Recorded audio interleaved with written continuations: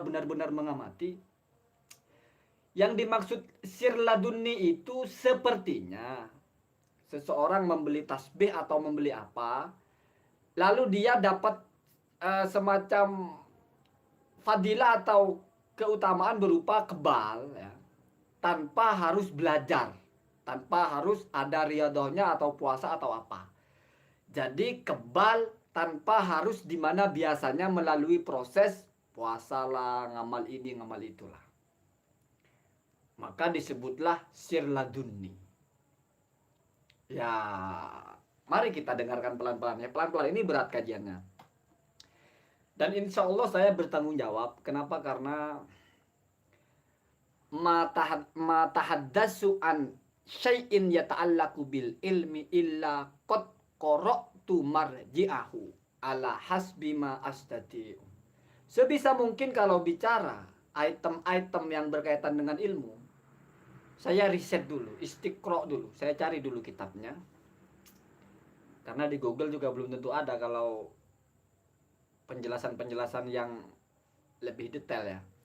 Adalah Imam Abdul Hamid Al-Ghazali mengarang sebuah kitab berjudul Ar-Risalah Al-Ladunniyah. Nah, itu top kitab itu. Jadi risalah ini istilahnya adalah kitab kecil gitu ya. Catatan-catatan Imam Al-Ghazali tentang apa itu ladunni. Sekarang dari mana kata ladunni dulu itu? Di Al-Quran ada dua kata setidaknya yang berbeda. Ada dua perbedaan menggunakan kata-kata ladunni. Yang pertama, wa'allamnahu min ladunna ilma. Wa'allamnahu min ladunna ilma. Jadi ada kata ladun. Ada waj'alli sultanan waj'alli min ladunkah sultanan nasiro. Jadi ada min ladunkah. Nah itu asal kata ladunni itu dari kata ladunkah dan juga ladunna. Arti secara bahasa itu dariku gitu. Jadi dari ladunni itu artinya ladun anah gitu, dari aku. Itu firman Allah ya. Kalau ladunkah dari engkau, di mana ini adalah doa, berarti meminta kepada Allah, berarti objeknya sama. Maksudnya lafadz kata ganti setelah ladun itu sama-sama kepada Allah. Ladunkah atau ladunni gitu.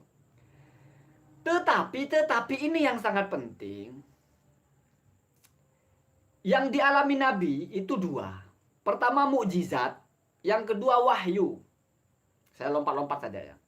Biar nanti kalau saya membaca kitabnya seperti orang ngajar saja, saya nggak pantas begitu.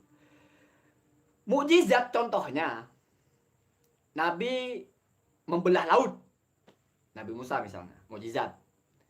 Tongkat menjadi ular, mukjizat. Nabi Ibrahim dibakar misalnya tidak terbakar. Nabi Muhammad membelah bulan, mukjizat. Sementara yang wahyu semua nabi. Satu pun tidak ada ulama yang menggunakan diksi ladunni untuk mukjizat. Padahal itu persis langsung dari Allah. Mukjizat itu tidak ada perantara. Bukan sesuatu yang dipelajari. Bukan sesuatu yang melalui proses riyadhah. Tetapi tiba-tiba saja. Tapi itu tidak disebut ladunni.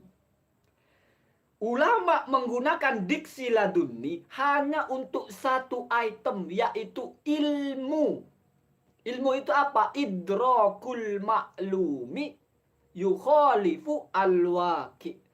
Jadi pengetahuan. Ladunni ini nyifatinya pengetahuan. Kalau kebal disifati dengan sifat ladunni hanya karena tiba-tiba, ya Allahu a'lam, dari mana dasarnya kalau boleh saya tanya, kan begitu. Kalau ilmu kan begitu.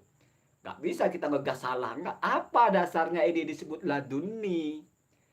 Atas dasar apa memasang sifat ladunni kepada sesuatu yang tidak berkaitan dengan ilmu? Itu pertanyaannya.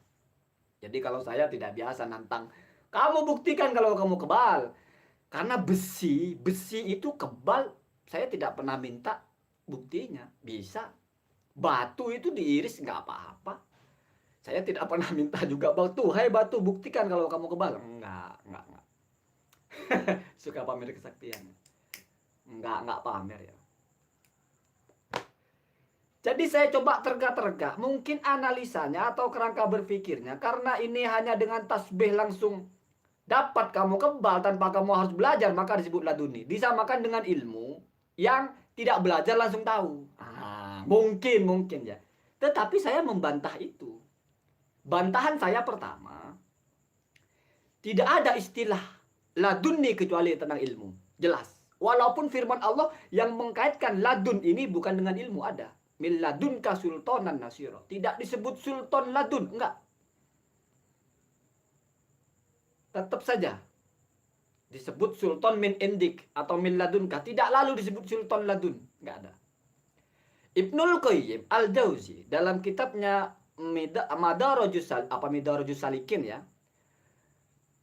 Fi manazil iyyaka na'budu wa iyyaka nasta'in, kalau tidak salah. Mungkin saya salah baca.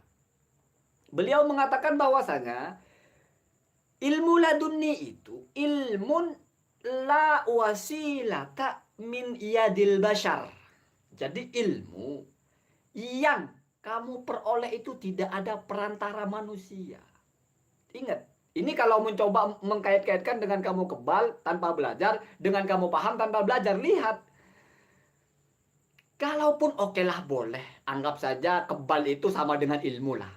Kamu memperoleh kekebalan dengan tiba-tiba tanpa kamu mengikuti latihan ilmu jurus 1, jurus 2. Satunya menguasai ilmu dengan ilmu tanpa belajar, oke lah dianggap sama. Masih ada catatannya. Apa itu? La wasilata atau la wasito tak min yadil bashar. Tidak ada perantangan atau campur tangan manusia.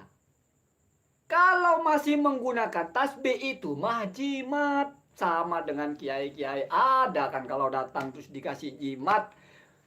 Yang menerima itu kan nggak ngapa-ngapain, cuman kalung aja jimat. Masa itu mau disebut laduni? Ya wallahu alam, silahkan ya. Cuman saya ihtiraman li mustalahi laduni. Saya menghormati laduni itu nggak bisa laduni ini main disanding-sandingkan. Main disanding-sandingkan dengan apa? Segala sesuatu yang tiba-tiba disebut laduni, nggak bisa. Apalagi jelas-jelas ada yadul basharnya di situ. Beli, bayar, dapat tasbih. Itu kan proses namanya, itu kan wasitoh namanya. Justru karena adanya proses ini maka menafikan klaim laduninya. Ini cara berpikir yang benar. Menurut apa yang saya baca. Kalau mau menggunakan diksi laduni. Ya kalau masih maksa punya istilah sendiri silahkan. Satu ya.